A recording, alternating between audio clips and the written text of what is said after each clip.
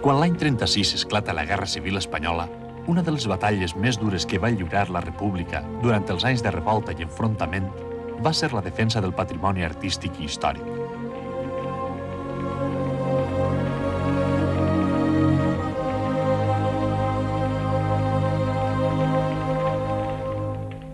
Una guerra com l'espanyola, en què es combatia per cada pam de terra, va tindre per testimoni sense veu una nombrosa quantitat d'obres d'art que podien ser destrossades per la confrontació bèl·lica.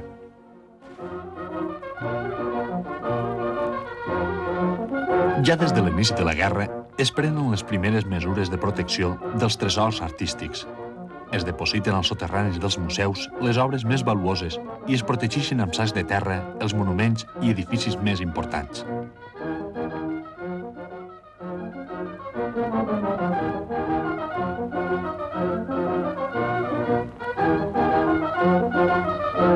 Doncs el govern espanyol, el govern republicà, es va cuidar des del primer dia amb les peces artístiques, amb els béns, amb el tresor artístic espanyol. I va crear de seguida una espècie de junta per prendre totes les mides necessàries sobre el particular.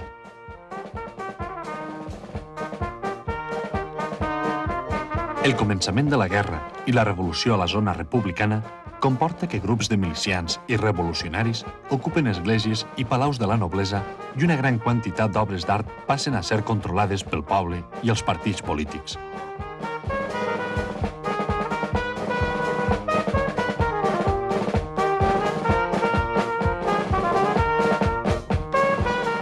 Cuadros militares, unidades militares, que podían ser del Quinto Regimiento, pero también podían ser brigadas de cualquier tipo, con bastante frecuencia, eran las que a través de sus comisarios políticos por lo general y de sus cuadros de mando, cuando pasaban por algún lado o conquistaban algo o lo que fuera, si encontraban obras que les parecían que podían tener interés, eran ellos mismos quienes avisaban o las traían incluso a la Junta de Protección.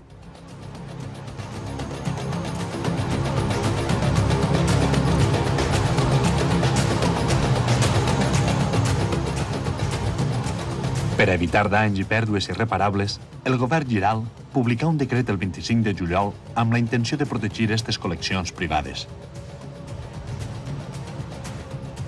Als 7 dies del començament de la rebel·lió, es posaren a treballar les anomenades Juntes de Conservació del Tresor Artístic, formades espontàniament per intel·lectuals, artistes, professionals i estudiants de belles arts, que desenvoluparen una important tasca de protecció del patrimoni tant públic com privat. València, Castelló i Alacant també tenien les seues juntes delegades.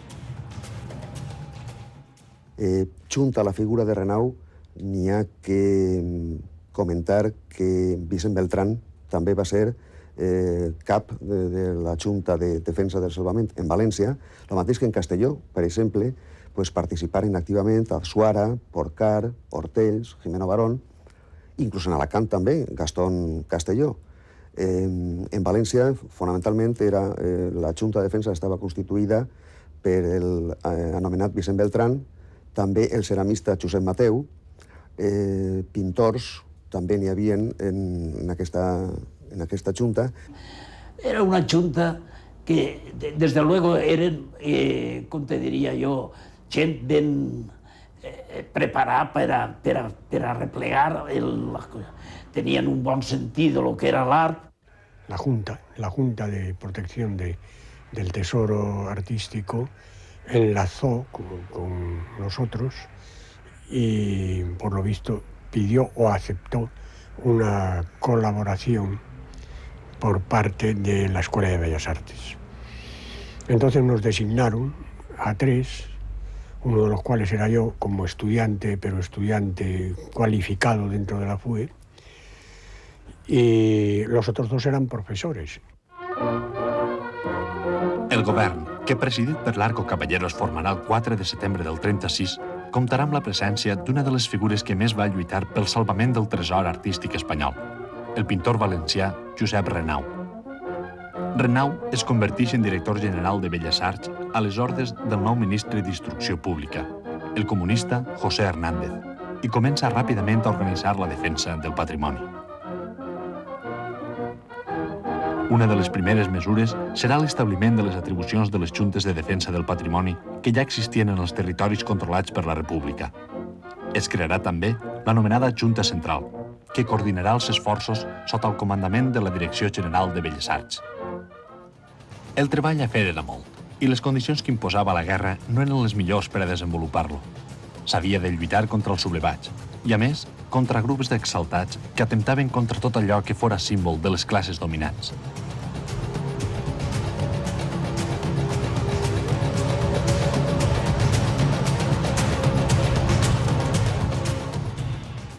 El requís que feien els que no tenien ordre ni res, precisament la Junta estava per això, per a restaurar i conservar el patrimoni perquè si no, si li hagueren pegat foc alguns desalmats, perquè sempre hi ha algú que se desva.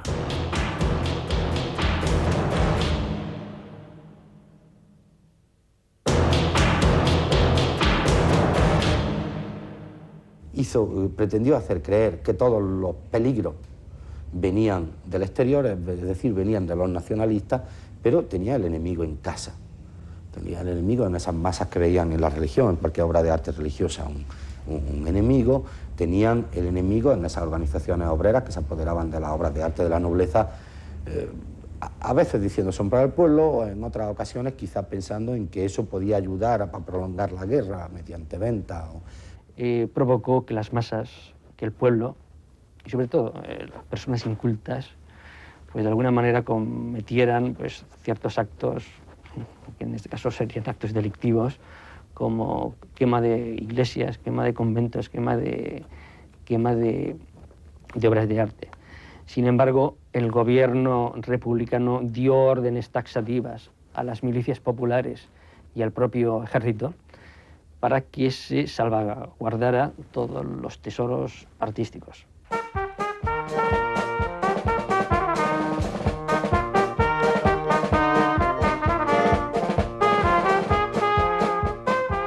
Des de la Direcció General de Renau es tracta de fomentar la col·laboració popular en la defensa del patrimoni.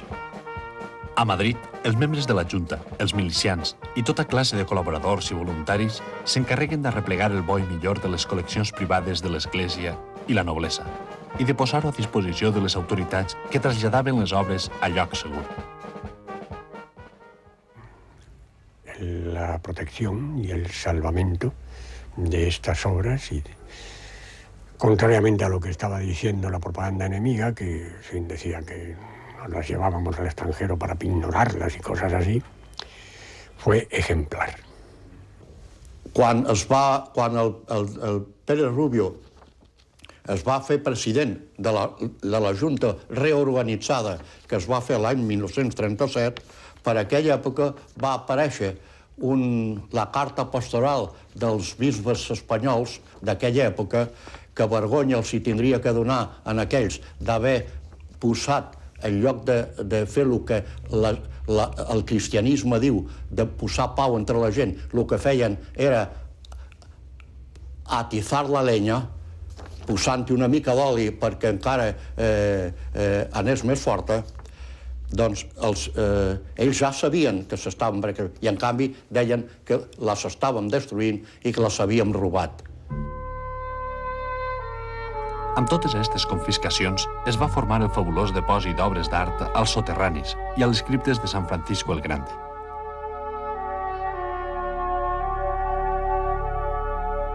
Un exemple del treball fet per persones anònimes el trobem al Palau de Llíria, la residència principal dels ducs d'Alba. Confiscat, decomissat i ocupat pels homes del quint regiment al començament de la guerra, el Palau de Llíria no va sofrir cap destrossa ni pèrdua en el seu patrimoni, tal com va informar el mateix Renau. En cada sala i habitació hi havia un o dos milicians de guàrdia que no deixaven que ningú tocara res. Tot estava en ordre, al seu lloc i en perfecte estat. Esta situació es va mantindre fins que l'aviació franquista bombardejà el palau i l'incendià.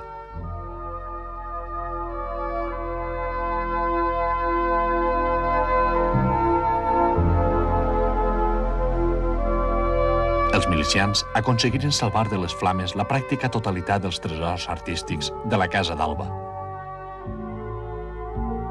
El gobierno de la República nunca bombardeó un museo, cosa que no se puede decir del gobierno franquista. Téngase en cuenta que aviones del Ejército nacionalista bombardearon el Museo del Prado.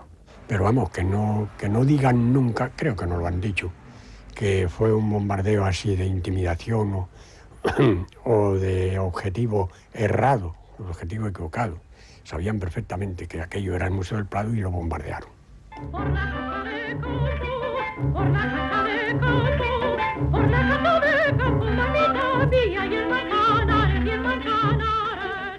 Este sentiment de defensa popular del patrimoni artístic va arrelar molt prompte entre el poble d'una ciutat molt pròxima als combats, com era Madrid.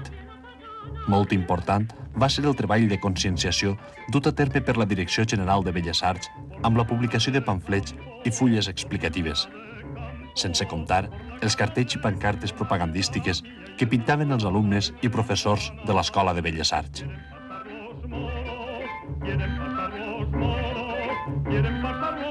El mes de novembre del 36 començà a ser real la possibilitat que Madrid fora bombardejat per l'aviació nacional. El perill per al Museu del Prado, la millor pinacoteca del món, és ben cert. Els soterranis del museu no podrien suportar l'impacte de les bombes i les úniques cambres cuirassades capaces de fer-ho eren les del Banc d'Espanya, però aquestes no podien ser utilitzades per a protegir les obres d'art. Hubo inmediatamente tentativas, claro, de preservar el tesoro artístico y sobre todo el más importante del Prado de la mejor manera posible. Efectivamente, muchos de ellos primero se ensayó en los sótanos del Prado, pero en fin, se advirtieron, por lo que yo puedo recordar, algunos problemas de humedad, de cosas de este tipo, también en los sótanos del Banco de España, más aún quizá que en el Prado. Hubo temporalmente un depósito de objetos o de cuadros, pero tampoco las condiciones eran buenas. La Junta de Incautación que nace en Madrid en julio, el 23 de julio del año 36, o posteriormente la Junta Delegada de Madrid o la Junta Central del Tesoro Artístico, son organismos que están revestidos de una existencia legal y de una autoridad moral, pero que nunca tuvieron medios para poder llevar a cabo su labor y que estuvieron continuamente luchando con todo tipo de organismos. Desde luego con las organizaciones obreras en primer lugar, que se habían apoderado de los tesoros artísticos que había en la iglesia o en los palacios de la nobleza y que se negaban sistemáticamente a devolverlos. Sí hubo en alguno de los palacios visitados, que estaban en ese momento utilizados por organizaciones diversas o por algún partido, la resistencia por parte de estos ocupantes a que en la Junta se llevase los objetos o determinados objetos. Davant esta situació, el 5 de novembre del 36, amb la intenció de deslliurar les millors obres del Prado d'una possible destrossa provocada per les bombes, el govern decidís traslladar totes les pintures de primer ordre fora de Madrid. Es tria una ciutat que l'any 36 encara viu relativament allunyada dels combats i que pot ser un lloc segur per a les pintures del Prado fins al final de la guerra. Eixa ciutat serà València.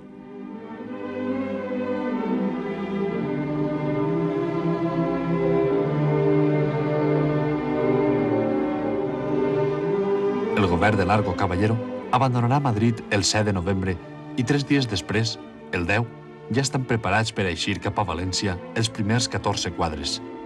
En aquestes primeres remeses viatjaren obres insignes com les Majas de Goya, les Meninas de Velázquez o la Sagrada Família del Greco. El 16 de novembre, entre les 7 i les 8 de la nit, el Museu del Prado era objectiu per primera volta de les bombes de l'aviació franquista.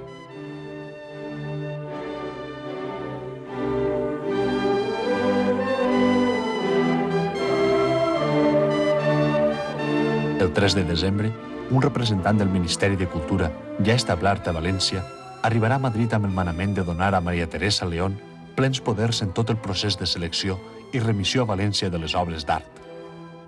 Pocs dies després, el mateix Alberti acompanyarà Maria Teresa al Museu del Prado i serà testimoni de les destrosses causades pels bombardejos.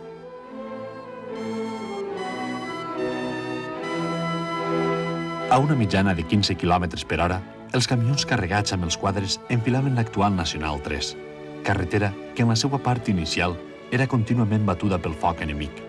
En aquestes circumstàncies, arribar a València podia costar almenys 30 hores. La primera orden de salida de obras del Museo del Prado se produce el 5 de noviembre del 36. Es decir, antes de que comiencen los bombardeos sobre Madrid. Luego no fue a consecuencia de los bombardeos sobre Madrid.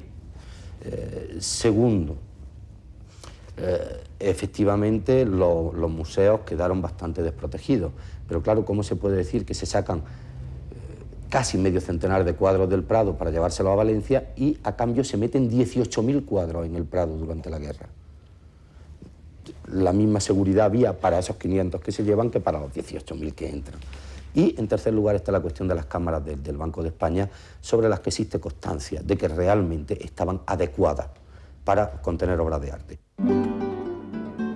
L'escassa idoneïtat com a depòsit de quadres de les cambres del Banc d'Espanya pogué comprovar-se amb unes obres del Greco, les conegudes amb el nom de Grecos de Illescas.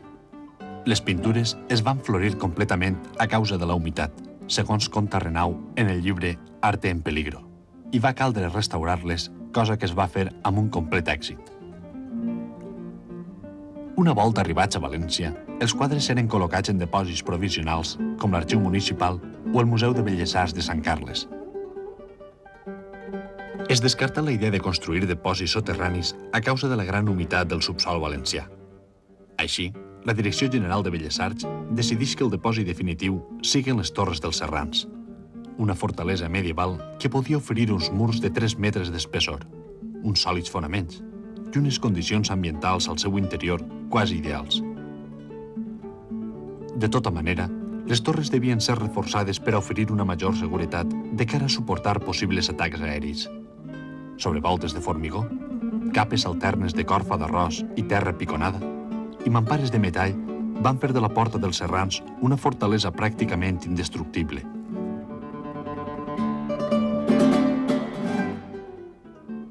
A més de les torres, també l'església del Patriarca va ser escollida com a depòsit i centre d'organització i acollida de les obres d'art que arribaven de Madrid. Poques ciutats a Espanya podien oferir com la València dels anys 30 tanta preocupació per l'art i la seva renovació. Al principi del decenni, Renau tornava de Madrid far de ser el pintor de moda, el preferit de les marqueses.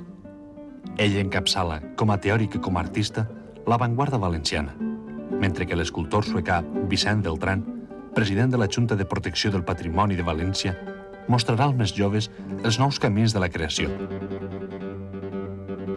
Els artistes d'avantguarda tindran un paper de relleu en la defensa del patrimoni i en el mateix esforç bèl·lic. Els que no han anat al front fan cartells i revistes i com no saben si s'afona el món o és que n'està naixent un de nou, pinten i pinten sense parar, a voltes entre un combat i el següent. Al carrer de la Pau, una iglesia que hi ha allí, en un cantó, estava la societat dels artistes antifascistes, i jo estava allí. Yo citaría, a banda de Vicent Beltran, que és un poc el pare espiritual de la nova generació d'avantguardistes, les figures importantíssimes de Ricard Boix, de Tonico Ballester, de Pérez Contel, i d'altres dos artistes que després de la guerra se tingueren que anar d'Espanya per raons polítiques, que és el cas de Francesc Badia, que se n'anà a França, i el cas d'Enric Moret, que se n'anà a Cuba.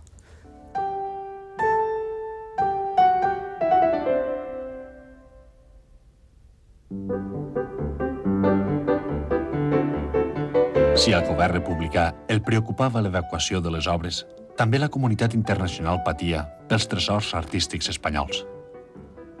Des de l'inici de la guerra, la Societat de Nacions i l'Oficina Internacional dels Museus, on estaven integrats els experts dels millors museus d'Europa, pressionaren el govern de la República perquè cedira la custòdia i protecció del nostre patrimoni a este organisme.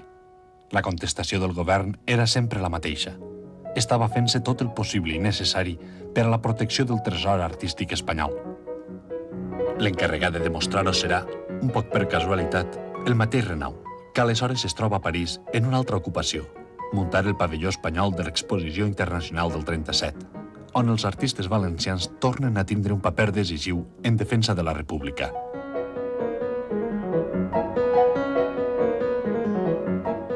Tenemos que tener en cuenta que de los 100 artistas invitados a participar en esta muestra internacional, el 30% eran valencianos. Era un cartel anunciador i era pensat en el dolor d'Espanya. Davant d'una comissió d'experts internacionals, Renau presentarà un completíssim informe dels treballs fets per a la protecció del patrimoni a la zona republicana. El representant del govern de Burgos queda en una situació un poc compromesa. Pedro Muguruza, el representante de los franquistas, y al que le coge un poco por allí desprevenido, lo único que puede presentar es un informe de folio y medio, con lo que queda un poco en evidencia. Es decir, al mismo tiempo que tienen que presentar realizaciones como los republicanos, tienen también un problema añadido que no tenían los republicanos, que era ir recogiendo todo lo que los republicanos iban dejando atrás. Hubo muchos descubrimientos, a menudo en casas particulares o en palacios particulares, es decir, cosas que estaban en manos privadas, pero que no habían llegado a ser catalogadas a nombre de un pintor o de un artista importante. Y sí se encontraron muchas cosas muy importantes. Y se encontraron, no sé ahora el número, pero en fin, se encontraron unos Grecos, unos Goyas, que no estaban catalogados o que se daban por perdidos o cosas así.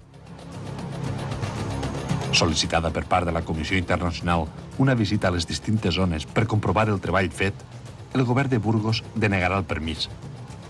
A la zona republicana arribará Sir Frederick Kenyon.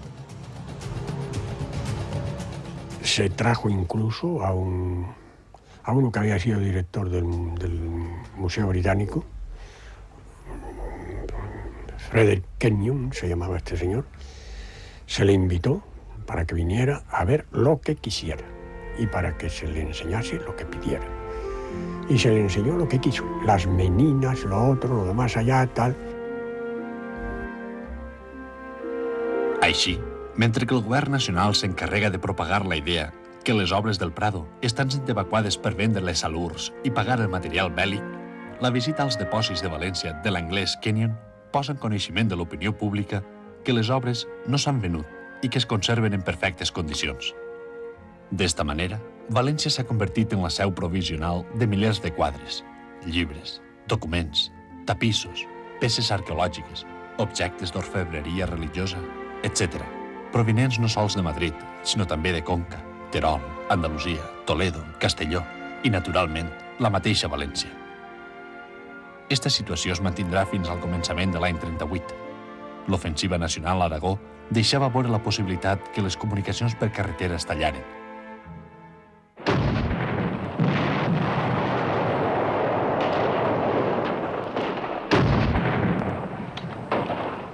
El govern, que ja s'havia traslladat a Barcelona l'estiu anterior, posa els tresors artístics de nou en camí, quan encara no havien parat d'arribar coses enviades des de Madrid. Serà Renau, amb la col·laboració dels tinents Iturburuaga i Colinas, militars que ja duien alguns mesos evacuant obres del front de combat, els que organitzen i acompanyen les noves expedicions cap a Barcelona.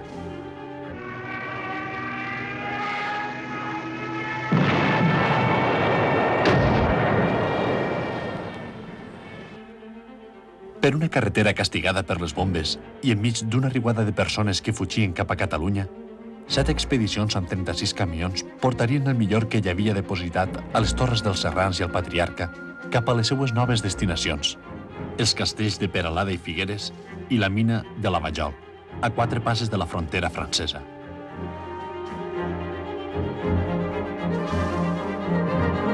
La verdad es que no puedo acordarme de lo que pensé en aquellos momentos tan apurados. No puedo acordarme de lo que pensé. Y además, como digo, yo ya no pertenecía al cuadro de colaboradores de esta tarea. Pero, claro, evidentemente éramos de un antifascismo muy radical, muy al 100%. De modo que dejar en España tesoros del tipo que fuera, incluido el oro, yo pienso que entonces pensaba que havia que evitar-lo si era possible. Era una gran custòdia a l'entrada de tot, que aquesta la tenien sola, no la tenien ni embolicada, que era de plata, que era alta així, bueno, no sé si jo era més petit, però la veia molt alta, plena de campanetes. I, si mal no recordo, deien que era la d'Úbeda. És a dir, que era tota plata maciza, però era una cosa enorme. En Cataluña, las obras de arte no llegaron a tener un depósito seguro.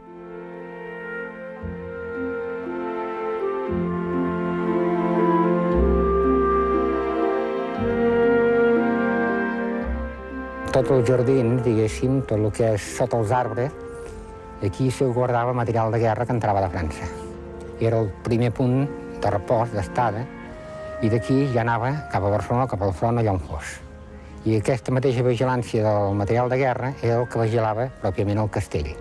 No tenia res a veure una cosa amb l'altra, però servia la vigilància del material de guerra per la cosa artística.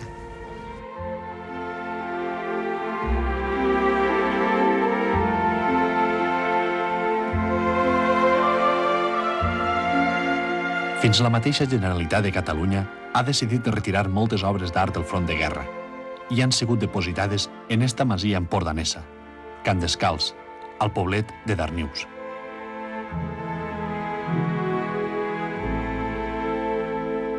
Però de tots els depòsits, n'hi ha un de ben singular que no té res de refugi improvisat en l'angoixa de la retirada.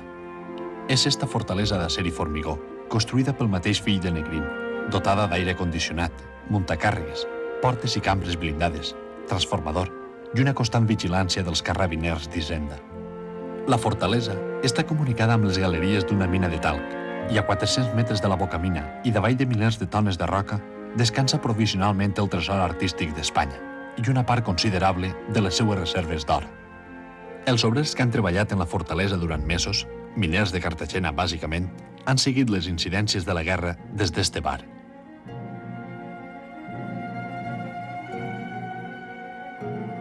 Concretament, en aquest cafè que se'n diu Restaurant La Camèlia ara, que és el cafè del poble, quan es va esfonsar el Balears, recordo que tota aquesta gent, i gent del poble inclús, vàrem celebrar l'enfonsament d'aquest vaixell.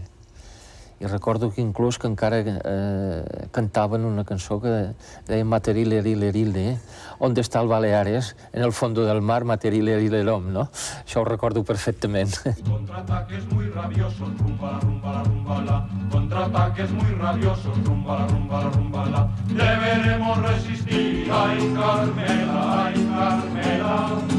Deberemos resistir, ay Carmela. Quan el 15 d'abril del 38 les tropes nacionals arriben a Vinaròs i aconsegueixen partir en dos els territoris de la República, moltes obres d'art encara no han pogut eixir de València, que allí continuaran fins al final de la guerra.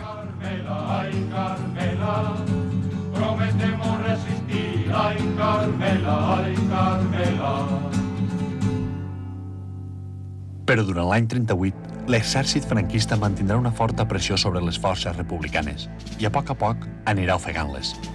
Perdut el control de la situació, les autoritats republicanes no poden garantir la integritat del tresor artístic espanyol i l'alternativa d'enviar-lo a l'estranger presenta molts problemes i no pocs perills. En el castillo de Perelada solo hay que decir una cosa. Al mismo tiempo que estaban las obras del Prado, vivía Azaña, lo que lo convertía automáticamente en un objetivo militar de primera categoría, y además el patio estaba lleno de municiones, lo que convertía aquello en un polvorín. Algo más increíble, más inseguro no se puede pensar. Y en Figueras pasaba igual. En Figueras estaba todo el gobierno republicano, lo que lo convertía también automáticamente en un objetivo militar.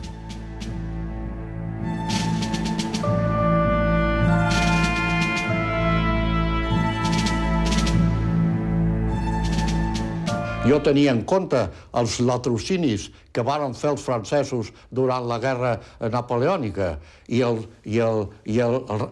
rei Josep, el que se'n va arribar a portar d'aquí. Encara ara en el Museu del Louvre crec que hi ha peces robades d'allà, a part del que es va fer aquí. De manera que no tots són flors i violes amb les relacions humanes. I aleshores jo pensava, són capaços per pel que sigui, a Río Revuelto, ganancia de pescadores. L'home que s'expressa així és Miquel Àngel Marín, un català de sang aragonesa que arribà a ser director de la Comissió Política del Consell de Seguretat de l'ONU i que en aquells dies era un jove assessor jurídic del Ministeri d'Estat de la República. Ell representarà Álvarez del Vallo i Negrín en les negociacions amb un fantasmagòric comitè internacional, creat expressament per conduir les obres a un lloc segur, el Palau de la Societat de Nacions a Ginebra. El document va prenent cos, però Miquel Àngel Marín imposa la inclusió de dos noves clàusules, redactades en una lletra distinta, que expressen dos condicions molt clares respecte del futur del tresor artístic. Jo estic disposat a firmar aquest document que em presenten sempre i quan es faci constar que durant el trajecte per França, abans d'arribar al Palais des Nations, no es farà cap sequestrament o cap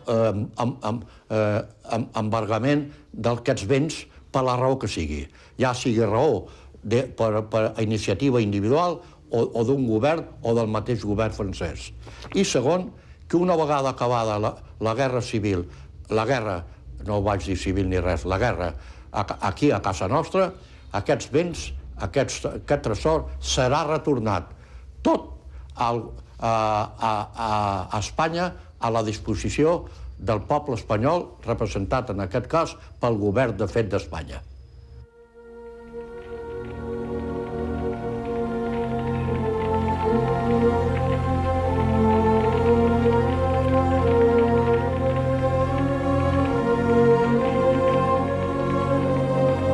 El dia 4 de febrer havia caigut Girona. En esta casa, el mas de Can Barris, mor la ratlla de França, mor la República. El camí cap a la frontera estava lliure per a l'exèrcit nacional.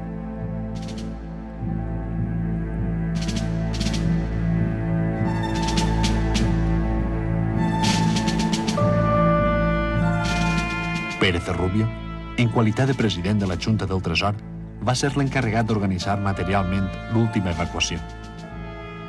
El govern francès s'havia compromès a aportar els camions necessaris per a transportar les obres, però els camions no arribarien mai, ja que les autoritats gal·les havien decidit no posar en perill ni persones ni béns francesos. Entre el 5 i el 19 de febrer, prop de 70 camions pogueren evacuar quasi 2 milers de caixes enmig del desordre més absolut. Caixes que contenien el bo i el millor del tresor artístic espanyol. En la fugida, moltes obres quedaren abandonades a Figueres o Peralada. La pressa, la falta de planificació i la confusió de la retirada varen impedir que l'operació es completara. El mateix Azaña contempla desvelat aquella delicada operació.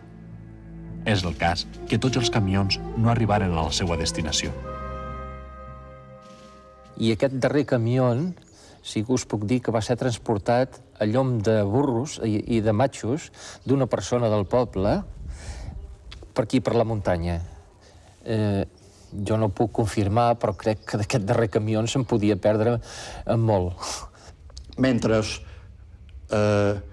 me n'anava, ja m'estava anant, ja estava pujant al castell, varen venir els savoies de Mussolini que venien de Mallorca i que ens estaven obsequiant cada dia amb una... ens volien alliberar i ens obsequiaven amb unes bombes tremendes. No sé si li han dit a Figueres que hi va haver quantitat de morts civils, una cosa absolutament innecessària. La guerra estava acabada, l'èxode estava allà, l'exèrcit estava vençut a Catalunya allà i en definitiva en tota Espanya estava ja desfet.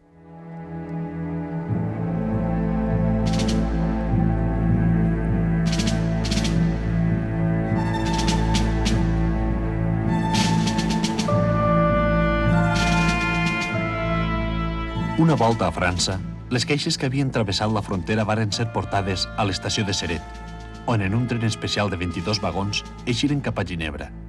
Els únics representants espanyols que viatjaven en el comboi eren Pérez de Rubio i Giner Pantoja, representants de la ja extingida Junta Central del Tresor Artístic. El 13 de febrer arribaven les obres d'art a Ginebra i pocs dies després es presentaven a la ciutat suïssa els delegats del Servei de Recuperació del Patrimoni del govern franquista encapçalats pel seu comissari general José Muguruza. Després d'una reunió, Pérez Rubio i Giner Pantoja posen les obres formalment a disposició del nou govern d'Espanya. Les obres que s'han quedat a Espanya, a pesar de la destrucció i el caos d'aquells dies, continuen en perfectes condicions. El diari ABC de Madrid referia l'anècdota d'una senyora que anà a recollir sense massa esperança un objecte valuós de la seva propietat. Y se encuentra con que echamos mano del fichero y está allí el objeto debidamente catalogado, con indicación del lugar donde se encuentra, y a su nombre como propietaria o propietario, abren ojos como platos y dicen, ¿cómo? ¿Pero esto hacían los rojos? També el marquès Huarte recuperaria la planxa que havia restaurat el gravador Furió.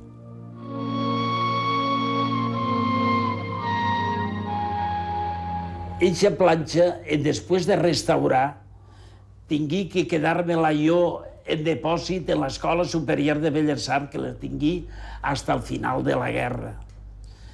En eixe final de la guerra s'enterà el marquès que jo l'havia restaurat i vingué a parlar amb mi precisament per a fer-se en la planxa, que ell era el dueño. El que no podia imaginar-se Ernest Furió és que les pistoles que ell havia gravat per als dirigents republicans se les trobaria escampades sobre la taula del despatx d'un general franquista que havia exigit que es presentara immediatament. Del municipi me cridaren i jo anava un poquet així, perquè, clar, estaven en un poquet de represàlia, no? I me preguntaren, jo vaig veure que quan me cridaren els generals que estaven, que entraren, tenien en la taula molts treballs meus que havia fet jo per la República. I me digueren clar i ras de, ¿usted es el que ha hecho esto? Pues sí, que señor. Y digo, pues ahora hará lo de Franco. I jo tingui que gravar coses per Franco quan estava en Burgos. El govern franquista va acceptar la proposta del Consell de Ginebra per a celebrar una exposició amb el millor de les obres allí traslladades. Esta exposició va ser un èxit. La visità el mateix Alfons XIII i reportà al govern franquista $400.000, dòlars de l'any 39. La situació dels artistes valencians de l'interior que havien tingut un paper de relleu en el salvament del patrimoni o havien militat amb les seues obres en favor de la República és terrible. Si m'agarren, me tallen el coll. Los que se quedaron se vieron involucrados en una persecución policial y muchos de ellos pues acabaron siendo fusilados, como el escultor Torán, como el caricaturista Bluff, o pasaron largas temporadas en la cárcel Modelo de Valencia, en el reformatorio de Alicante, o en campos de concentración como Albatera o otros que habían por ahí.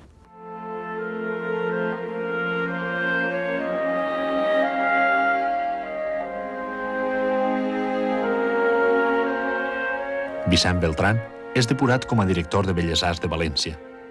L'escultor Pérez Contel, després d'eixir de la presó, vivia de vendre llapis. A vendre artículos de dibuixant i se vendia llapis, bombes de borrar, però llapis que entonces no se ven, pues traía coinos. Jo li vaig comprar un coinor, un llapis coinor de dibuix. Se dedicava a això. I ho passava molt mal, us diria. Mentrestant, l'exposició de Ginebra s'ha tancat el 31 d'agost. L'endemà, el dia 1 de setembre del 39, esclata la Segona Guerra Mundial.